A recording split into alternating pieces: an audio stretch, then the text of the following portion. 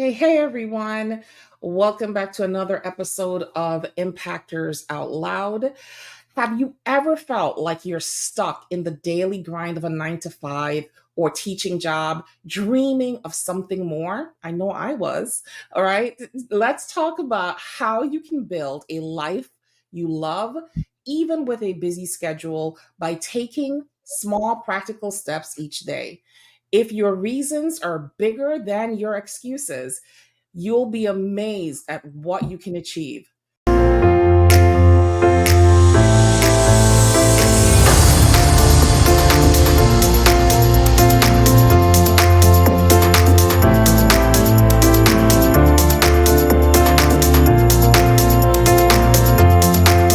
So, with that said, let's welcome Kelly Watts, a coach and mentor helping tired women who want to leave their teaching to start a coaching business and use their transferable skills. Kelly, welcome. Thank you very much for having me. I'm really excited to chat to you today. So am I, because I used to be a teacher. So this is going to be an awesome conversation going from teacher, using all my transferable skills, and becoming a serial entrepreneur. So, Kelly, tell us, what is your cocktail? So a little bit about me. So I'm Kelly. I'm based in South Wales. So I was a teaching assistant. I was one-to-one, so I supported children with additional needs. So I've done that for the last 4 years because I trained to be here when my son started school. So previous to that, I worked in social work and I quit. And then we had a worldwide pandemic, basically. And then I started my teaching assistant role from there. So when I started, I said I loved it at first, but as the years have gone on, I've sort of grown past it. It was getting to the point where, as you know, working in a school takes up a lot of energy. It doesn't matter what your role in a school, if you're admin, a cook, it doesn't matter. It's just tiring working in a school, all that energy that you have to use. So I would work with autistic children and those with very high needs on a one-to-one basis. And then I was basically working. I also did the lunch hour as well. So you can imagine how loud that is, working in the lunch hour at lunchtime as well. And then when I'd finish at 3 o'clock, the bell would go, and then I had to go home and then be mum. And that was when it was getting to the point where, look, I'm on minimum wage. There's no way we could look at even planning on booking holidays because it would take us years to save. I'm using all my energy up and coming home and I've got no energy for my family. And it got to the point where I was thinking, I was just sat in an empty classroom with the children I supported. And it got to the point where I was thinking, surely there's more to life than this. Like, I loved the job, the rewarding part of it, but I wasn't using my brain. So it was getting to a point where boring is not the right word, because you can't be bored working in a school. Right. We got to the point where it wasn't serving me anymore. And I just felt, do you know what, that there's more to life. I've only been a teaching assistant before. I was a social work assistant. I've only been like a customer assistant. And I was like, do you know what, there must be more to life. I don't want to have to retrain into a corporate job, because that would mean then I would just have to, any money I would earn would have to then go on childcare, and then I wouldn't have half terms off. And it defeated the whole point of why, the school worked for me in the first place, basically. So I, like I said, just sat in the classroom one day, and it was just like, do you know what can I do? And it took months and months of I would just go home every day. I'd be doing online courses. I'd be reading books just to try and learn about the online world. I still didn't know what I wanted to do at that point. I just knew I wanted to work for me. I didn't want to have to ask someone for a day's leave. I didn't want to, we're grown adults. Why are we having to ask permission to go on holiday? And it's like, if my son was ill, because of the job I did, it would be that guilt of, right, I can't go in. And is the guilt, right, is there someone there looking after that child that's got very high needs for safety? And then it'd be the guilt of, I'm thinking of other people's children before my own kids. Do you know what I mean? And then if you were off as well, it's just that, because you care about the job, you're sort of split with your values then as well. So we got to the point I spent all last year, it came to the summer holidays, and I said, you know what, I'm going to do one more year in a school, and next year I'm quitting. So I spent the whole last 14, 16 months learning Mhm. about business, implementing it, making many mistakes, because we need to make mistakes to learn, and Mhm. then getting to where I am today. So I left my job in July in the summer, and now here I am today, building my business up for for the future. Awesome. Okay, so I laughed a couple of times when you were talking because I can definitely relate to some of the things that you were saying. So I was an actual teacher. I taught regular education and also taught a lot of inclusive classes. I was Mhm. an English language arts teacher, and one of the things that resonated when you said you don't even have time for your family when you come home because you're so mentally exhausted from the Yeah, days working at school, because you were right. You can't be bored in a school, but you can be overwhelmed yeah, because you're constantly having to be on 100. There's no downtime. Even when you don't have a class to teach, you're still on alert because somebody could come knocking on the door. It's just always something to do. And the job doesn't stop when you leave the school. You still have things to do when you come home. You have planning, you're correcting papers. There's just a myriad of different things. So it's almost like you're always on when you're yeah, teaching. And I just had this discussion with another friend of mine who was a teacher and principal. And one of the things that we both came to the same consensus is that after leaving education, we became better parents yeah, to our children. yeah. Most definitely, it's like I can put my laptop down at 3 o'clock. My son will come home from school, and now I'm more present for him.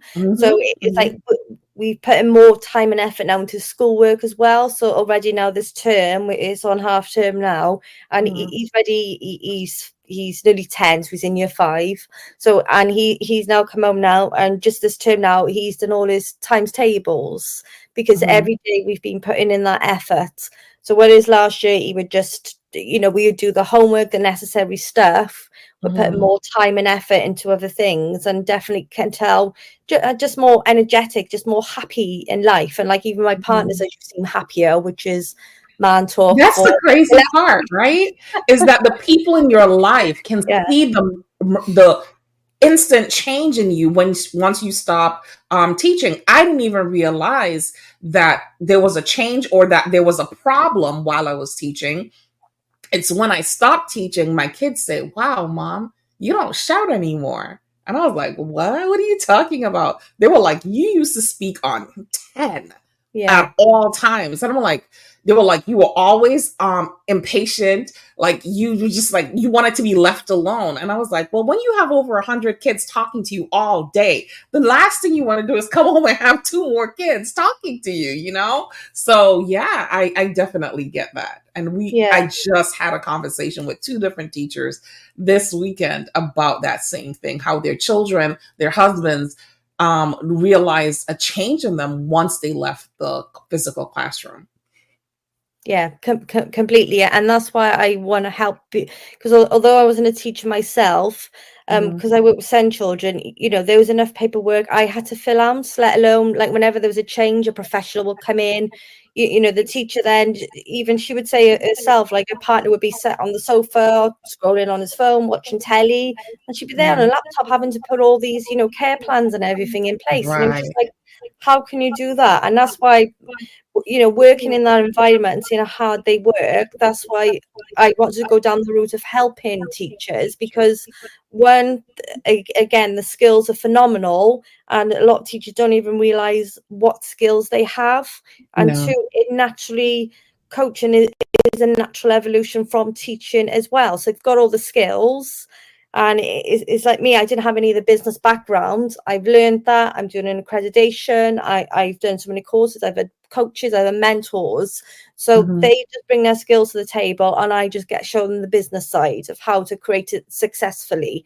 Because success doesn't happen overnight, but it needs to be done properly. So it needs to be conducted properly. You need to do your market research. You need to do all your marketing. You need to do all your Hmm. analysis before you get it off the ground, because those are the bits which is going to make it successful. Everything else comes afterwards, but it's about teaching those important foundations of business for it to succeed as well. Because Correct. as we know, teaching and being a mum, it doesn't matter what job you have. A parent is a full-time job, and that's where our energy should be. And it's not Right. always the case. So No. I built my business in my car. So I actually did it on the school run. I would take my son to Mhm. the bus stop in the morning. You get on the school bus. I do videos in my car. I get in from school. I'd be sat in the car park.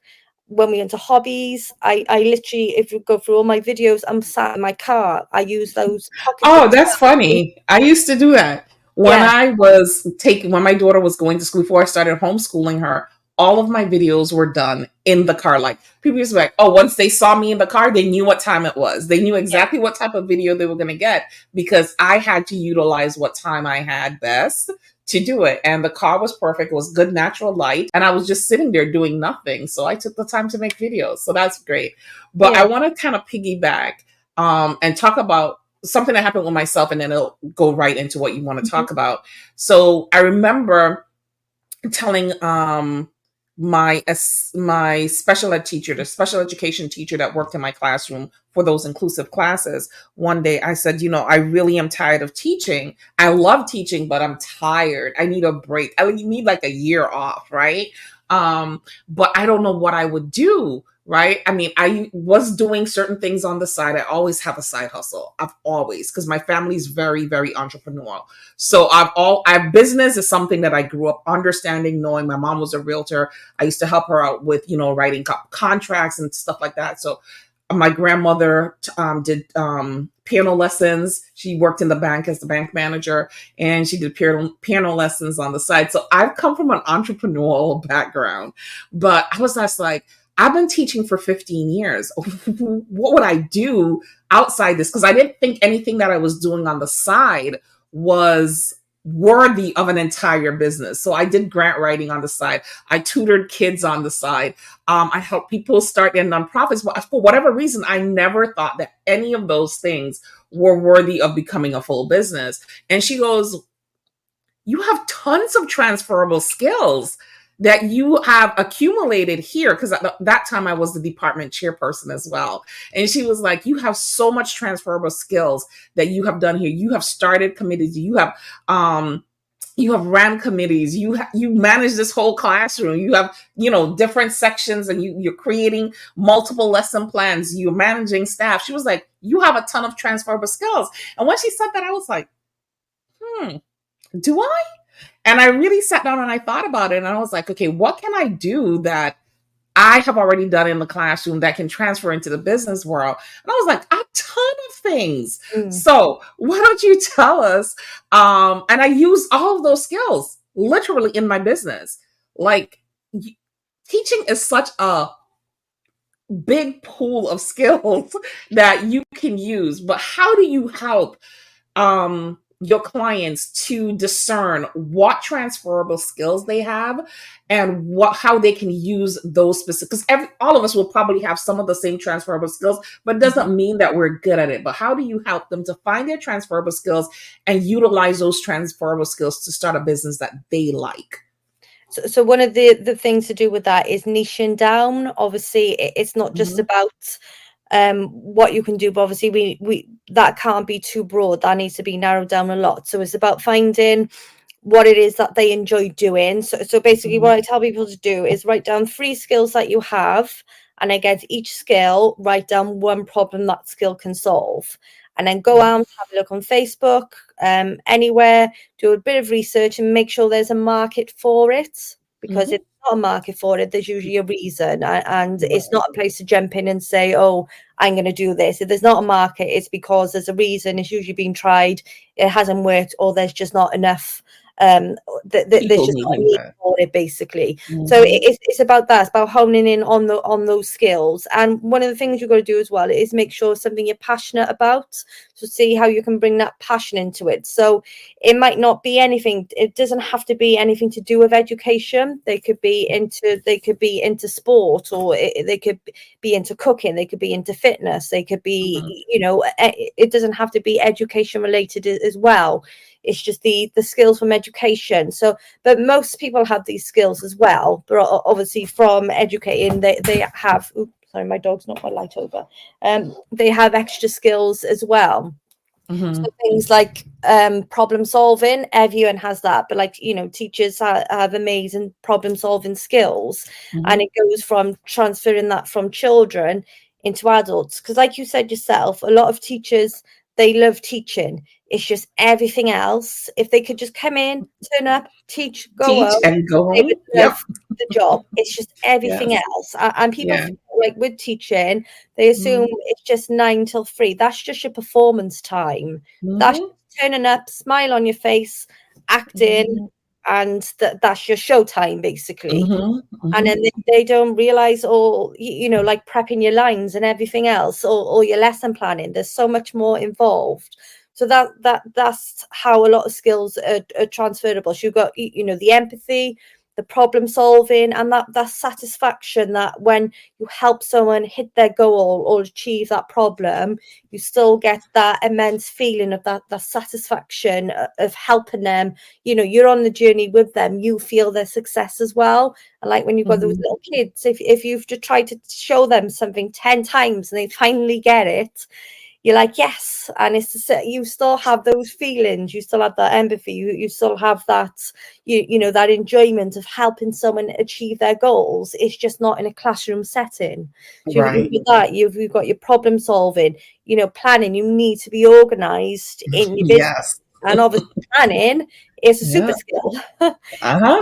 you run a classroom, you can run a class, you can run a business. Do you know what I mean? Yes. It's just a Yeah. lot of people just need to know it's an option to do.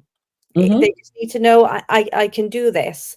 Some people, it's they don't know how to niche or what they could coach in. And Yeah. again, that's where we go in. And then when we get that niche, then we niche it right down then with further market research to make sure there is an audience for it. So we know how much to create. So we can create our ideal client, our offers. We know how much to charge. And just those early stages, getting all those testimonials in, getting that experience in, all those bits which grow your business down the line. But like I said, it's the important, the foundations which you need in place. Everything else can come later on, but it's those important foundations which you need to get right at the start, because there's no point going out and coaching if there's not a market for it, or you're charging Absolutely. too low because your business isn't going to grow. And you know, I want to help women have a successful business. They're busy enough as it is, so I don't want them having to do things. Oh, sorry, I got a runaway dog. I don't want them having to. Life is busy as it is, without having to either give up before they get started because they're having to go backwards again because they haven't learned the information from the beginning. And you know, a business takes time to grow, but it's It about growing does. it the right way. So it is about, you know, you need your ideal client at the beginning, you need to know there's a market for it, and then straight from the start you need to be nurturing your audience. But your audience is Right. going to follow if your ideal client, your best friend in business. So it's Right. about learning all those bits. So by the time you create your offers, your audience is warmed up, you've got those relationships, and then they should be ready then to buy down the line when you're creating when your offers are there ready to sell. Okay. So, what are some of the types of businesses that you've helped your clients who have been transitioning from teaching into the business world create? So some like copywriting, because again, Mm-hmm. teachers are good at writing. Copywriting, I've had a couple who have gone down the SEM routes as Mm-hmm. well. One lady went into phonics because again, that's a massive route. Because people think phonics, when you think of phonics, you can think of home education, send at home. There's lots of ways lots of different ways where you go into phonics as a business.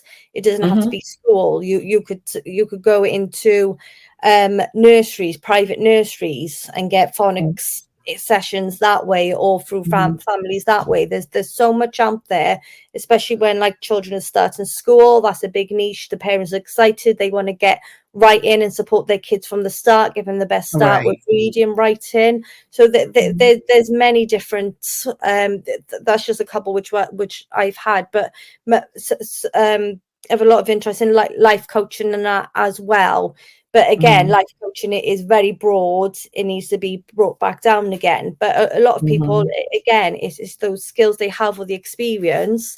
They just don't want to do it in the classroom. So they still want to help others. But they help like the SEND families or the just the external ways outside of school. Mhm. Okay. All right. Well, we're going to kind of wrap it up.